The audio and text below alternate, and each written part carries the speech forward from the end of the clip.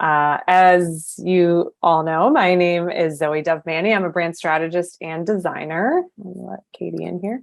I make brand strategies, designs, and pitch decks for climate startups, and I live in Los Angeles. What I do for climate startups is essentially storytelling in all of its different forms. Sometimes that looks like a pitch deck. Sometimes it looks like a brand strategy or a identity design. Sometimes that looks like a founder's story, a logo. And sometimes I do these things by myself, and sometimes I bring my friends into my project so we can work together and make stuff really awesome together. I have here to please put your mic, mute your mic and turn your camera on if you haven't already. Most of you have your cameras on already, which is awesome. I really appreciate that. As you probably know, it just like makes it better and more fun and memorable when we can have our cameras on and feel like we're actually talking to people. And it really freaks me out to look at like a screen full of black boxes. So I appreciate you having your cameras on. Thank you for sharing your beautiful faces. So we already talked about if you worked on a pitch deck, if you're working on a pitch deck. Do you guys want to drop in the chat where you are physically and let me know where you're coming from? Here we go. San Francisco, Chicago, Berkeley, Bay Area, Europe, New York, Guadalajara, San Francisco, Atlanta. Okay, so we have a lot of people, mostly US here. Great. Okay, thanks for sharing that, guys. Let's get on into it. So a little bit about my background. I have been working on branding and design of these brands that you see here and others for the last 10 years. You will notice that none of these things are climate solutions. And, you know, when I was at home, I was always really mindful of my climate impact. I'm reusing my plastic bins and I'm composting, but we all know these things have trace impact at best. And I was just, you know, after 10 years of this, feeling a disconnect between what I was spending all my time doing and what I really cared about, which I think might sound a little familiar to some of the people here. So that's why I started to work on climate, but I was like, I don't know how to do any of this shit. I can't invent solar power. I don't know how to sell carbon credits. I don't know how to build an app. So what am I going to do? I am going to get people like you tons of money so that you can do the shit that I don't know how to do. And I'm going to do that with great storytelling and design. So let's talk about pitch decks. We have about 50 minutes here. First, I'm going to show you some best practices and things to think about when you're building a pitch deck. These are actually high-level design best practices. So this can be applied to anything that you're doing, whether maybe it's like a landing page or like a one pager or even like your resume or anything. All these things. This is meant to change the way that you're thinking about things. It's not super technical. So after I talk about these best practices, we're going to look at some pitch decks or pitch slides from the audience. Hopefully, if anybody brought something that we can look at and see how we can improve them. Otherwise, we're going to have a long Q&A. Either way, there will be room for questions at the end. So what's the point of a pitch deck? Can you please put your answers in the chat? There's no wrong answer here. There's not like anything specific I'm looking for, but I want to hear it from you guys. Like, what's the point? Like, why do we make pitch decks?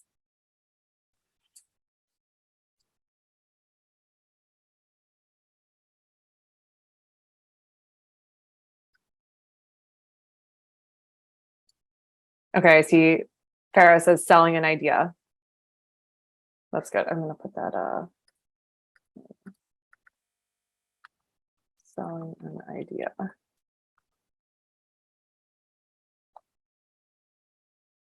Okay. Tell a story. Summary of ideas, designs. Can't see that part of it. And costs.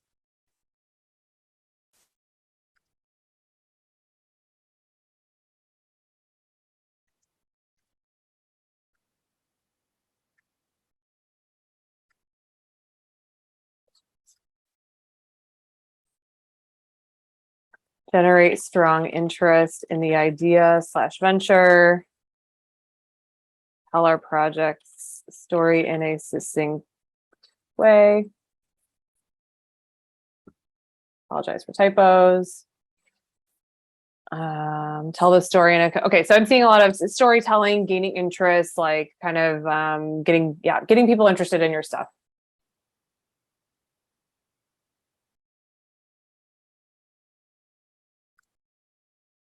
So now I want us all to use our imaginations and step out of your own shoes and into the shoes of a VC. The sun is setting and you're ready to go home and see your family, but you've been tied up in calls all day. Your inbox is overflowing. You are feeling a lot of pressure to put your funds cash in the right places and get it done fast because you got to go home. And you open up one of your emails and you see a link to a pitch deck. From this person's perspective, what's the point of a pitch deck?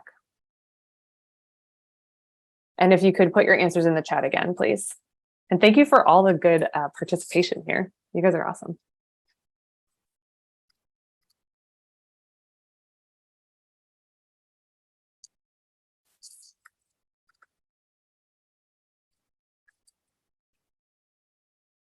So the question is, what is the point of a pitch deck from the perspective of that VC who is ready to go home?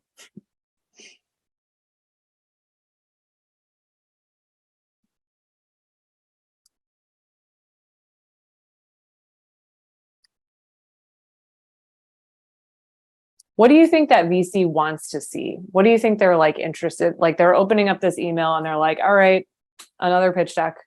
What am I looking for?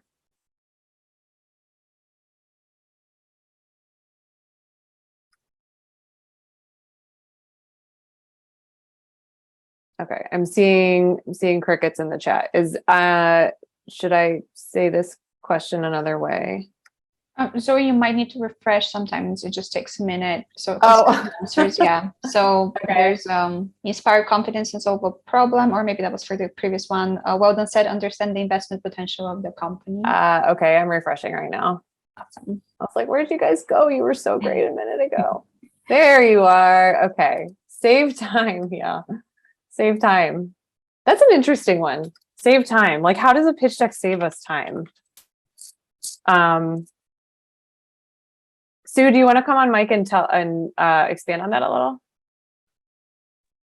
Well, you just described someone that's like has so much to do and so little to do all those things that like your pitch needs to save their time and understanding your technology or understanding your proposition and that opportunity.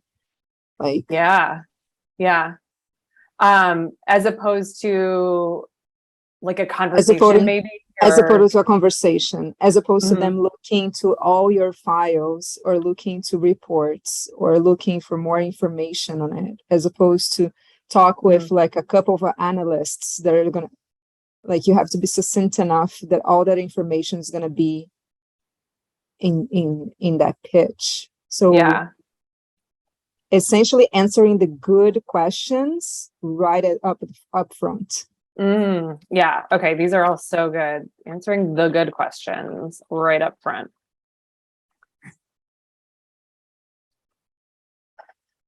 Understand the investment potential or find out about a good investment opportunity. Understand the investment potential of a company. Understand brand or concept opportunities, business opportunity. Okay, yeah. So I'm going to paraphrase a little bit. Understand the opportunity because I'm seeing a lot of that. Sustainable and will benefit climate. Is it sustainable? Does it benefit climate?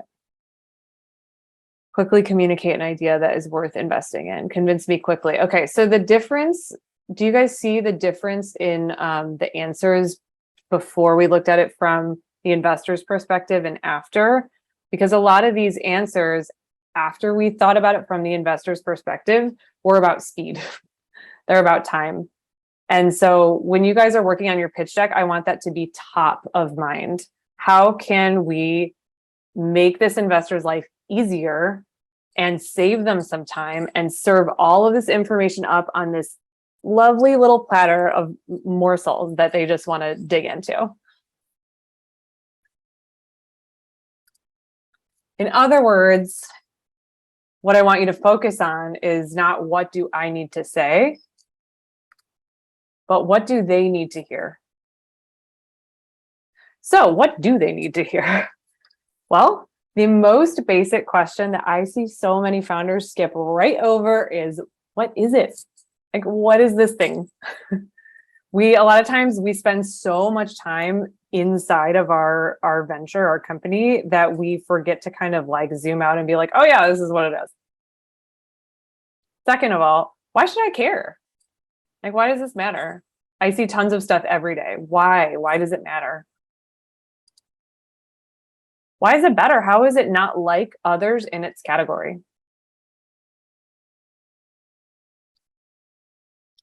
And lastly, why are you the one who's going to beat the odds and give me, that VC, a 10x return on my investment?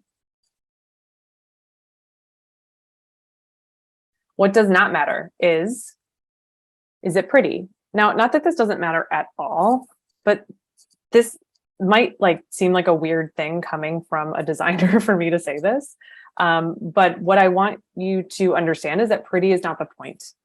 If we don't have a clear, concise story, pretty is just decoration. A lot of people get caught up in like how many words are supposed to be on each slide. I don't think there's no real rule to it. That's just stuff that people made up. But it's important to what we've already established is that it's important to save the investor time. So like, are you asking them to read too much? And then in the climate space, it's important that, will it save the world?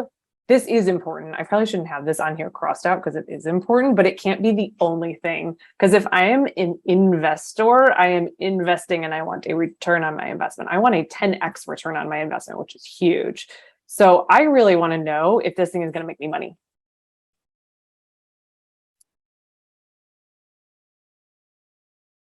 Again, your design needs to be working for you as a tool. So I want you to think of your pitch deck as a machine that does one thing. And that one thing is it conveys a single clear message. Just like this machine, each little part works in service of its overall purpose. So each part of your deck, that is each slide, and each piece within each slide, like a text or photos or charts, they all work in service of this one message. And speaking of being pretty, notice how even the color here helps you to understand what the machine is for. So imagine if this lemon squeezer had a third handle. Would that help us or would that hurt us in using the device?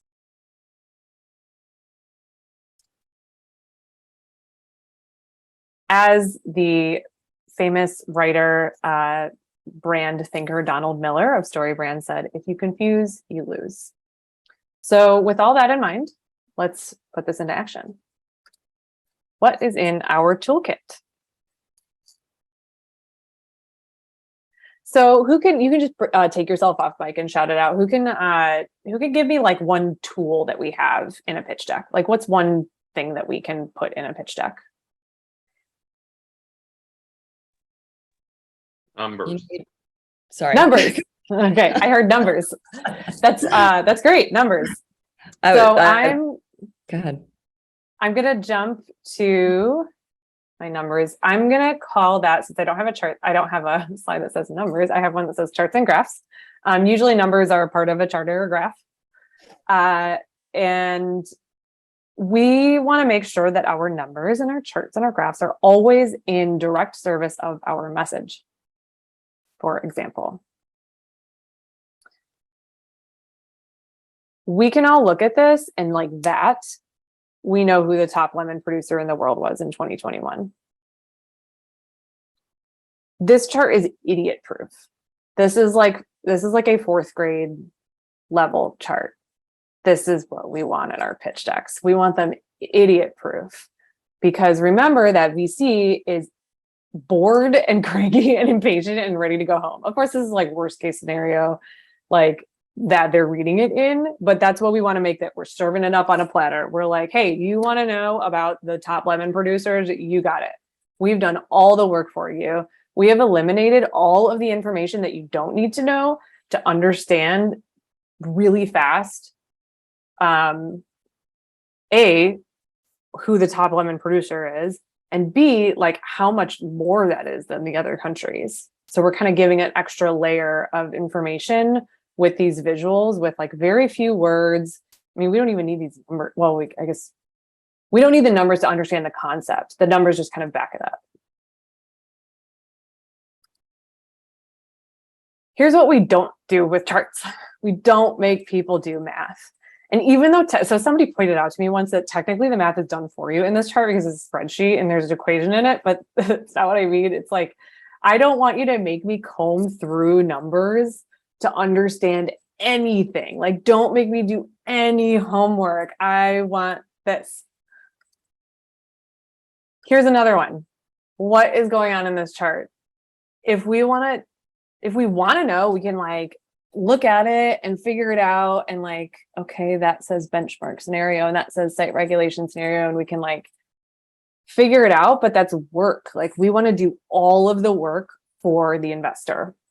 And most of that work, what that means is just eliminating stuff that they don't need to be looking at.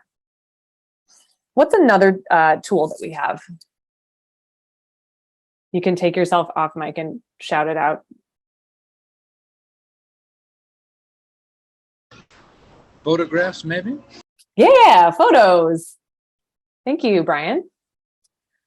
Photos. So how can we use photos?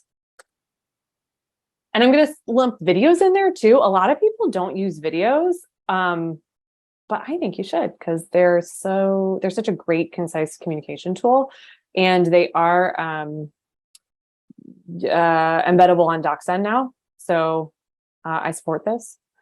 So again, we just want to make sure that our photos and our videos are always being used to drive our message home, not distract from the point. For example, a photo of your product. Obviously, this is a great way to show information in a really fast way. This is a whole lot better than that with helping us understand what this thing is, right?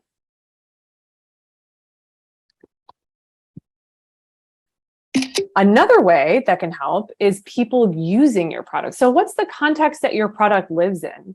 So just having all of these little clues in this photo, the way this kid is holding it, there's juice coming out of it, there's a lemon, it looks like he's probably in a kitchen. All of these things are telling us a lot of information about this product without us having to do any work at all, really.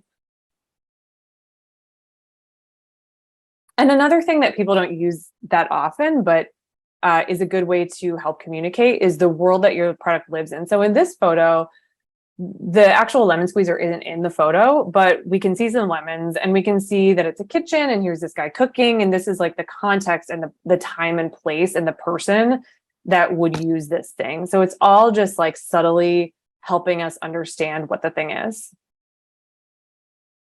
Ways that your photos can hurt you. Stock robot people. These are an epidemic. For every one good stock photo that you find, you will find 30 of these. So you do have to do a lot of combing through, but they're so distracting and awful. And anytime that somebody is like, okay, this, I don't know why this is in like every stock photo library, but it needs to be banned forever. And then something like this, you just got to be thoughtful about the images that you're putting in. And sometimes we don't even like realize it. Sometimes we're just kind of in the zone and we're like, oh yeah, the guy's like, let's pretend he's on like a lemon farm. It might make sense in your head, but then when you show it to somebody else, it's always good to show obviously your stuff to people and get feedback, and like you want them to call out anytime things are confusing and they might say like, well, what's this guy doing here? So just be mindful of what you're putting in there. Sometimes things can give messages that you don't intend to. Okay, so we've talked about numbers, we've talked about photos. What else have we got? Anyone? Words. Who said that? I see. Promise. I'm like, I'm not cheating. I wasn't told beforehand. Okay. Okay, words. Yes, let's talk about words. So words are great. We love words. But if we have too many words, our words do not work anymore. Did anybody even see this buried in here?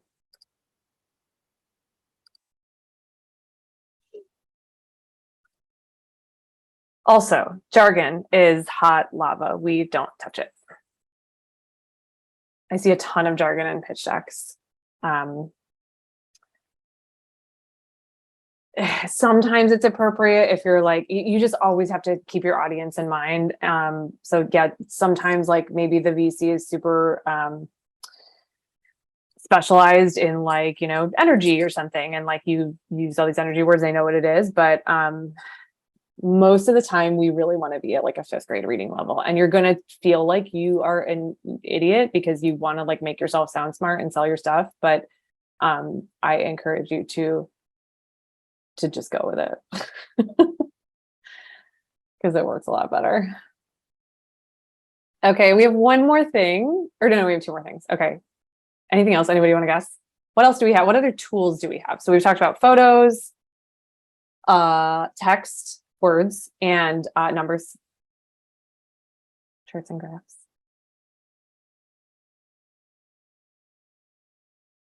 Okay, I'll tell you, it's icons. We want to make sure the message, the icons are always in service of the message again. So something like this, sometimes I see people making the mistake of like thinking they need to like illustrate an entire concept with an icon, and you don't. Really, it's just meant to kind of nudge people in the direction of understanding what you're talking about. So something like this, this text is about AI. Even though I don't know, and this is from an actual pitch deck that I made, even though I don't understand like what BERT is, I know that because there's a lightning bolt and because it says 100x, I'm like, this is fast. That's all we really need to know, right? Here's where they don't work. If it's not relevant, it just distracts. If you confuse, you lose. So this one, especially, I mean, we've got like a lot going on this slide here. I'm seeing 1, 2, like 3 or 4 icons, depending on how you want to count them. And like, I'm getting something like, I'm imagining something related to email, but like this whole puzzle thing, I feel like we'd be better off without it. And then one more thing that I don't see very much of, but I wish I did, is links, because links are great because you can be super duper concise, but then, people can like Wikipedia wormhole their way into your information if they choose to. And that's super important because we want to think about it from that VC's perspective. They want to feel like they have choice, not like they're being forced to read a wall of text, which they're just not going to. So those are, this abruptly concludes my presentation. I want to open this up as a workshop. Does anybody have, I know Vessi talked to you guys a little bit about this. Does anybody have some pieces that we could look at together and workshop and see how we can make it like a clear communication? So we're looking for works in progress.